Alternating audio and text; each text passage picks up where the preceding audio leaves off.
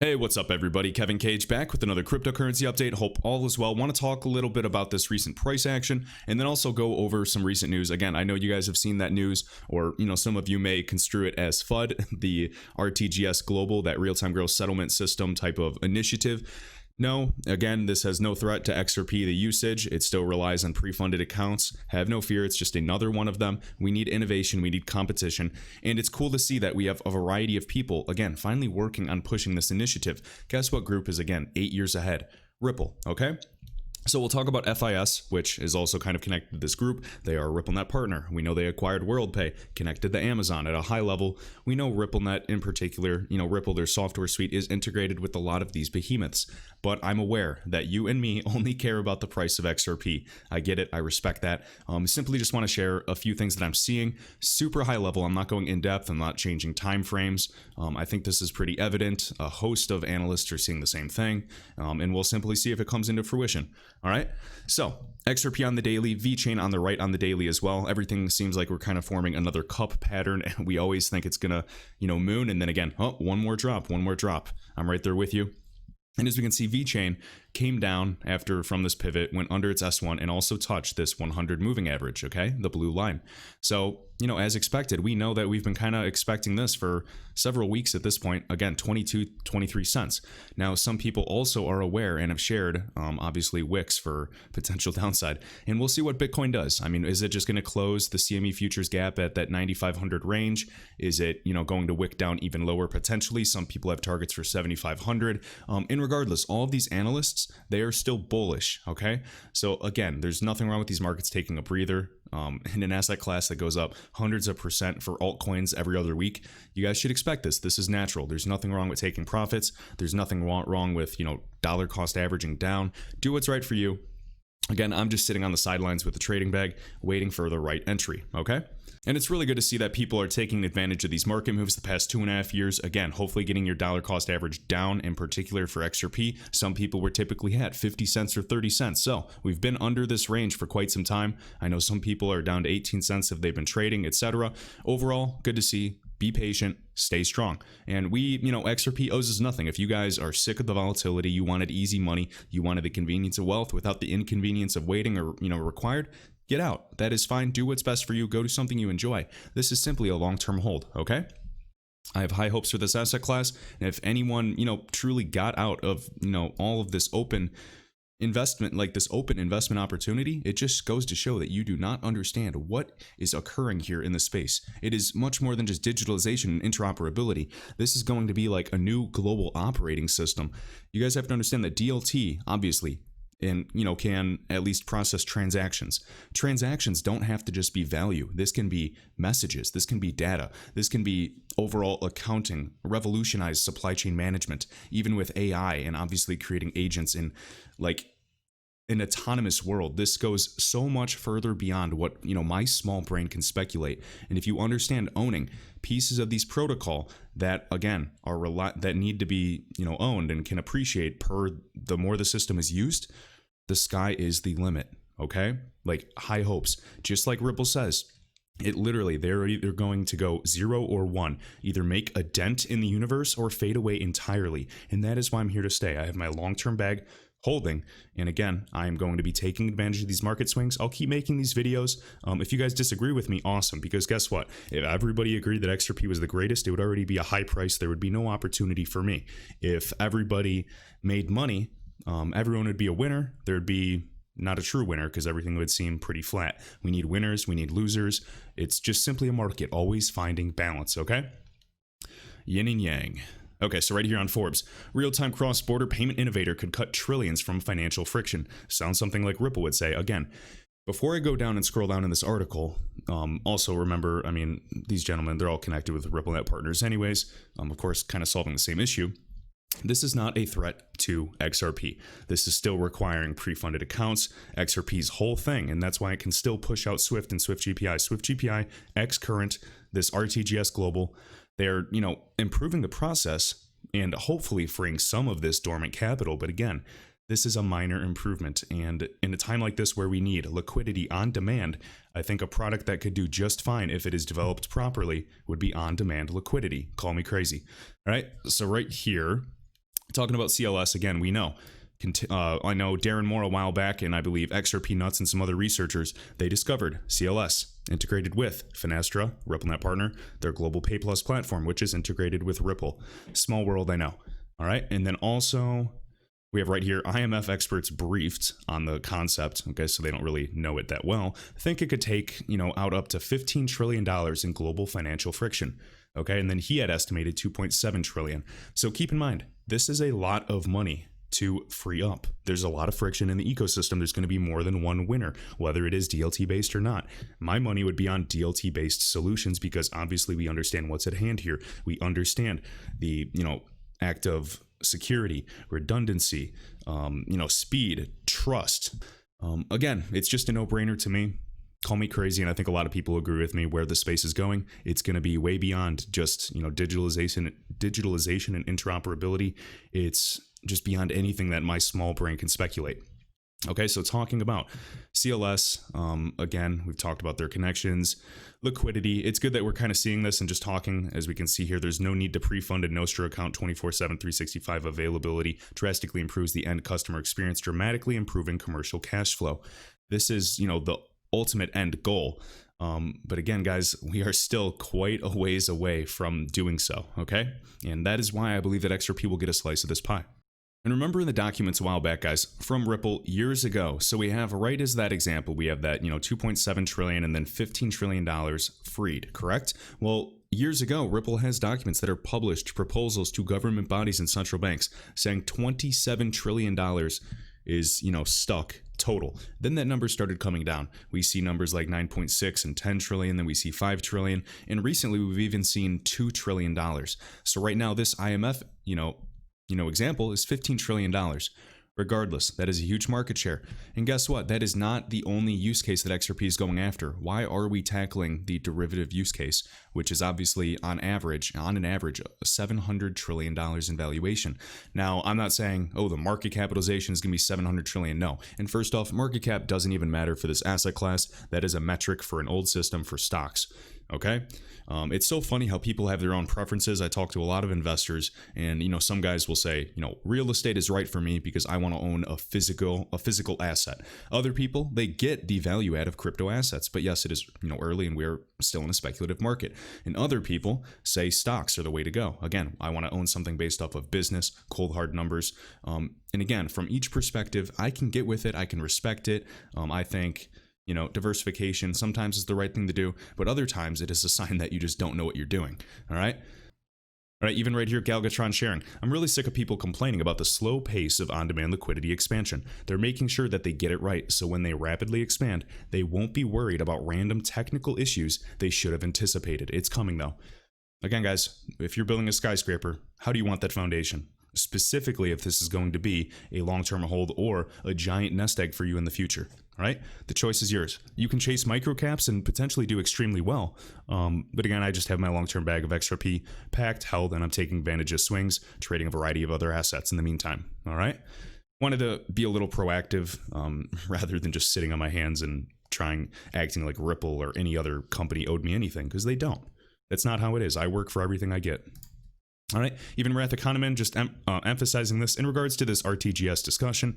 At this point, it's not a threat. At this point, that's the key word, guys. So they could develop something. We don't know. But again, it's not a threat to any market that Ripple has already captured. Okay, these are liquid markets.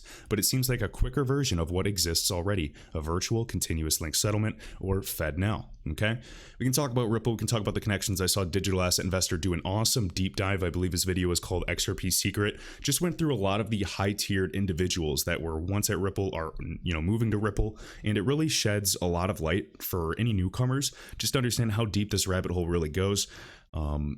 There's not all of it is coincidental. I can guarantee that. You guys can speculate as you will. You can dot connect as much as you want, but bottom line, Ripple as a company has some of the strongest fundamentals I have ever seen, some of the best funding, some of the best use cases, and some of the highest tiered individuals I've ever seen a single company have. So whether you are a moon boy and you believe 4 digits tomorrow night, or you believe in that slow and steady and then all of a sudden exponential growth, if you guys don't know how fast exponential growth can occur, or even the concept of doubling a penny on day one and doubling it for 30 days, That is, well over $1 million, guys. Just understand, trickle, trickle, trickle, flood. All right, let me see what he's saying down here, just in case I missed something. Okay, let's keep going. So again, even I Am Legion pointing this out. So we got WorldPay, we got Clearbank, we got Microsoft Azure, we got G20 prioritization. All right, just going over this. The video, again, I was already watching it right here. Not this, it was right here, 12-minute video. And again, just emphasizing listening to what they're talking about with this whole interbank liquidity. Keep in mind, guys, the future is absolutely bright, right? And so we can kind of connect right here. And I remember I Am Legion was sharing this in the past. So we have this new venture for Nick Ogden back in September 25th of last year, all right? And then check this out. I Am Legion's notorious for sharing this as well. The interledger payment method data, the payment processor. They have WorldPay as an example here. They have the cryptocurrency, XRP, and they also have Alipay. Awesome. So this wallet right here, pretty interesting. And again, UK WorldPay. Really fun to see all this interoperability and how deep this rabbit hole goes. And again, this was posted quite some time ago. And again, guys, RTGS.global, if you want to check it out for yourselves, the world's cross-border liquidity network. Clever name. I don't think it's going to be the single winner in the space by any means. I think they have a lot of catching up to do, and they are not even DLT-based whatsoever. All right. So we'll keep going here. And again, in this video clip right here on the right, if you can see it, it's the gentleman, Ogden, literally using the same example that Brad Garlinghouse used originally. He's talking about flying money in a suitcase is faster than the existing system. And for those of you, again, when I said, DLT and decentralized landscapes are going to be faster, just so you know, yes, I'm aware that centralized systems, permission databases, a smaller number of users can scale faster. But what I'm referencing is the actual problem at hand for all of these pre-funded accounts and the actual settlement occurring on the ledgers of the central banks. That is where it is, timely. That's where, again, it is dripping down all of the pyramid, where all of the costs and fees are hitting the everyday people and users of this ecosystem. So that's what I'm referencing, right? It's hard to do YouTube videos when your mind is thinking of or trying to think of every possibility. All right, so Matthew Liny, European Asset Service Provider, CACEIS. I've heard the pronunciation. I don't want to butcher it. Streamlines international payments with FIS platform. They are a RippleNet partner, just so you guys know. And also, as Matthew points out here, they are an Earthport customer. Earthport is RippleNet, hub and spoke type of model, multi-currency, 365, tons of potential volume. Chris Larson, executive chairman of Ripple, has used Earthport, Swift, and Ripple as examples of, connecting this whole new future system. FIS, open payment framework to comply with the ISO standards, again, for cross-border payment regulations. And with that, I'm not going to try to always preach XRP. There's going to be a variety of cryptos that kick butt and do extremely well. The only reason that I'm primarily comfortable, because I've bought a lot of risky coins, silly coins. I've been there. I've done that. Make money, lose money, another day in the office. But I'm most comfortable talking about XRP and other assets like maybe Algorand or, Quant or HBAR on this channel, because they're as legit as it gets, in my opinion, in an asset class that is quite illegitimate. All right. So there's going to be other assets, other channels can talk about them. I wish you guys well. They might kick butt and do extremely well. But for the time being, I'll be, relatively careful what I shill, so to speak. All right. And again, just so you know, this group, Europe's #1 asset and banking provider for real estate, infrastructure, private debt, and private equity funds. All right. Lending is going to be another thing that even RippleNet Home is working on. Again, guys, the cool thing about lending is it's increasing additional demand for XRP. Why? Well, similar to fractional reserve banking, when you lend out money, you're creating interest out of thin air. So they have to pay via interest.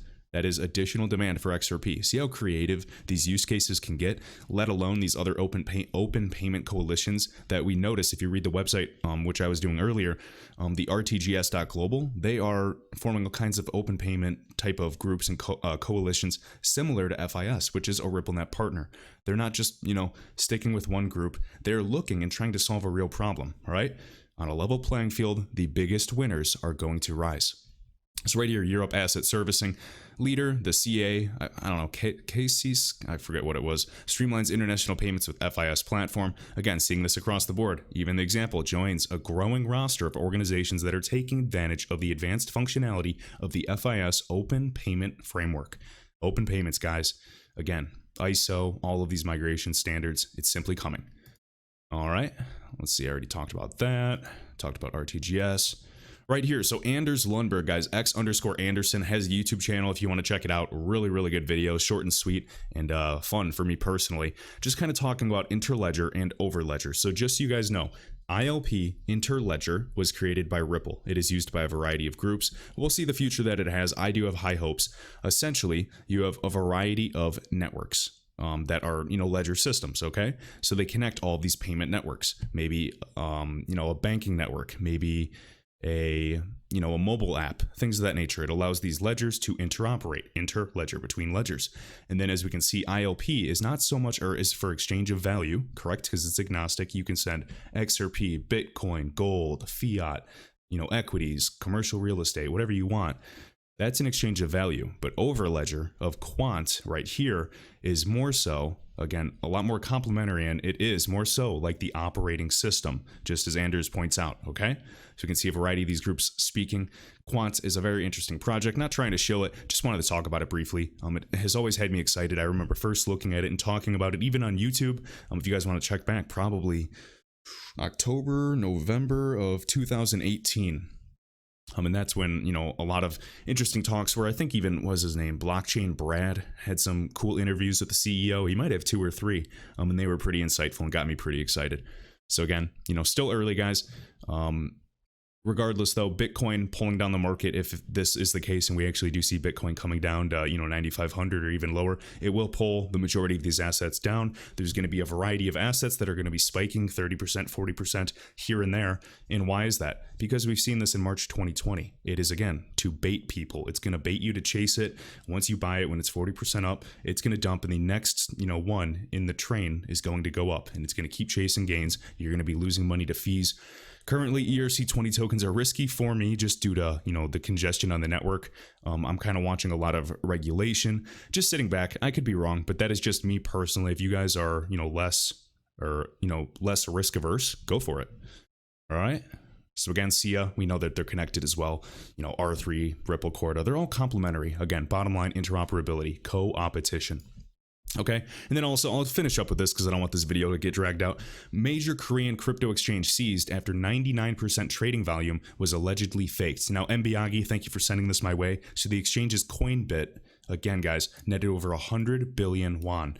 So I'm just saying, be careful out there, not trying to spread fear, simply trying to, again, ensure you guys are careful and save your hard-earned money, all right? So a lot of exchanges may be getting cracked down. We are familiar with the 2017 ICO craze. We're familiar with, DeFi really becoming a thing. A lot of projects focused on, DeFi as their main proposal.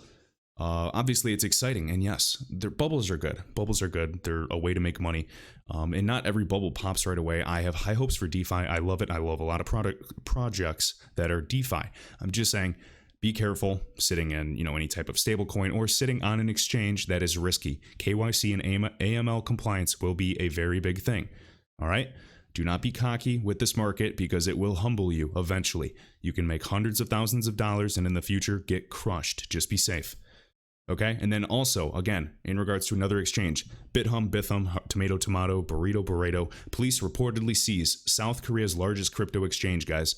Again, more and more of this is happening. Regulation is coming. I'd imagine that the United States will eventually follow suit.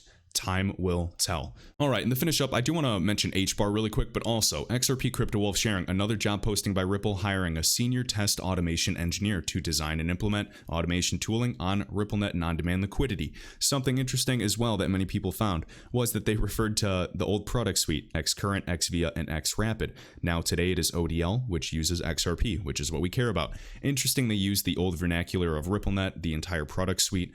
Again, guys, RippleNet is not going anywhere. Ripple's not going anywhere, and XRP is not going anywhere. Hundreds of millions of dollars have been invested into this ecosystem. They are in live payment flows. Is the volume kind of low? Is it frustrating to wait for, whatever you believe, whether it's the right time, whether it's building out the rails slowly and steadily and providing, volume correctly? Is it regulation? Whatever you guys believe, the bottom line that we can agree is that it may take a little more time. All right, Ripple's not going anywhere. Why else are they exploring to go public in tandem with a variety of other groups, such as Circle, Coinbase, many other groups have invested upon Securitize, have, the Open Payments Coalition. They have a variety of things working on lending, working on building derivatives, working on, remittance. It just goes incredibly, incredibly deep. And I do believe that, XRP will be successful in the future. Could I be wrong? Yes. Do I think I'm wrong? Absolutely not. All right. Next, HBAR, guys, another hidden gem, another project I particularly like. I'm not shilling it because obviously with this market dip, a lot of things are, down, could go a little bit lower. But again, HBAR, guys, phenomenal math. If you've not seen that recent interview a month or two ago, King Solomon did, I'm not sure if it was with the CTO, I'll have to double check, but definitely a great interview if you guys want to type in King Solomon HBAR interview, and it should pull up, or Hedera. Phenomenal interview. Again, guys, you understand the scalability. You understand this is probably the most advanced math in the world. Exciting project, and why I wanted to talk about them, or at least mention them, was also because of Deepak Chopra actually describing this and building this new decentralized platform for mental health, guys, and suicide awareness. This is something that hits close to home, so just wanted to mention this with, HBAR, and this was mentioned on Yahoo Finance, and keep in mind this was August 27th. So right here, just so you know, I watched this video clip earlier. We have, Deepak on the right. Hopefully I'm not butchering his name. I've heard it so many different ways. But again, Chopra Foundation partners with Hedera Hashgraph to create new mental health platform. Remember, King Solomon even found that Hedera was actually, or the Department of Defense in the United States was looking into Hedera Hashgraph technology before even Hedera knew, because guess why? This is open sourced. This is the future. So crazy things ahead, guys. All right, here, this Never Alone initiative aims to provide resources to fight rising suicide rates and support mental health, emotional wellness. Platform will deliver secure access to scientific research, the work of mental health experts, pragmatic tools, and practices for everyday use. The creation of the Never Alone token, which will act as an incentive for content creators and healthcare workers for their participation on the platform. Such a cool idea, guys, and I look forward to hearing more. Again, guys, I'm going to be welcoming any product that is actually utility based. I'm not here to stick and be loyal to one thing, because if it does something bad, I'm not married to my investment. I'm here to make money. I'm going to share what's interesting to me, high level. And again, I'm excited for this asset class. And do I think that we are going down in price, in the coming weeks briefly? Yes, I do. And I'm sure I'll get a dislike for that, and I'll give you a thumbs up right back. Hope you enjoyed, guys, and I will see you in the next video.